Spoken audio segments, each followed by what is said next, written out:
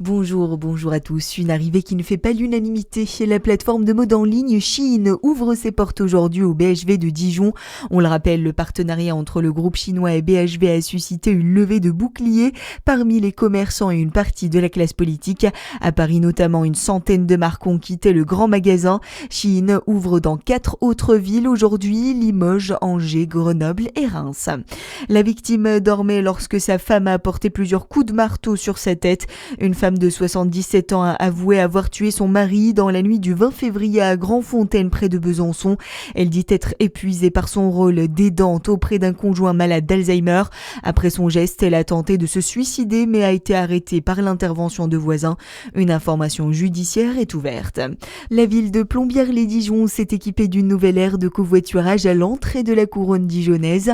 Un nouvel espace qui comprend 39 places de parking dont une réserve au PMR à 2 pas seulement de l'autoroute A38, un lieu stratégique qui séduit déjà les automobilistes. Pour Monique Bayard, maire de Plombières-les-Dijon, c'est un véritable atout pour l'attractivité de la commune. C'est un énorme plus, j'en suis très fière, très heureuse.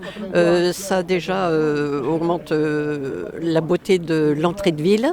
Et puis au niveau du côté fonctionnel, nous avons quand même quelques 3500-3400 véhicules qui chaque jour traversent Plombières et qui commencent déjà à utiliser cette aire de covoiturage. Donc elle sera, j'en suis certaine, très vite utilisée et très bien utilisée. Plombières est un endroit stratégique, entrée de la métropole, ville de la première couronne, entrée et sortie de la 38. Donc toutes les conditions sont réunies pour que cette aire de covoiturage trouve pleinement sa fonction. Monique Bayard au micro de Charlie Chevasson. Notez également que la mairie prévoit déjà d'aménager l'espace restant pour augmenter le nombre de places de parking. Dans l'actualité également, sa gestion a été critiquée depuis plusieurs mois à la tête du musée du Louvre. Laurence Descartes a remis sa démission à Emmanuel Macron, le chef de l'État qui l'a accepté en saluant un acte de responsabilité. Pour Donald Trump, les États-Unis vivent leur âge d'or. Le président américain a prononcé tout à l'heure son discours de politique générale devant le Congrès. Il a notamment assuré avoir accompli en un an une transformation sans précédent de son pays. En football, c'est une performance qui restera dans l'histoire de la Ligue des Champions.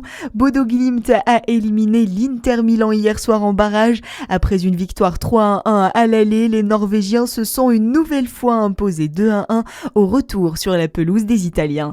Et puis, parmi les distinctions, les Arbois rouges et blancs, les Côtes du Jura et les Créments, 38 cuvées jurassiennes ont été médaillées au concours général agricole au Salon de l'Agriculture à Paris, dont 26 d'or et 11 d'argent. Un succès qui met en lumière le savoir-faire viticole jurassien. Voilà pour l'actualité. À suivre votre météo sur Fréquence Plus.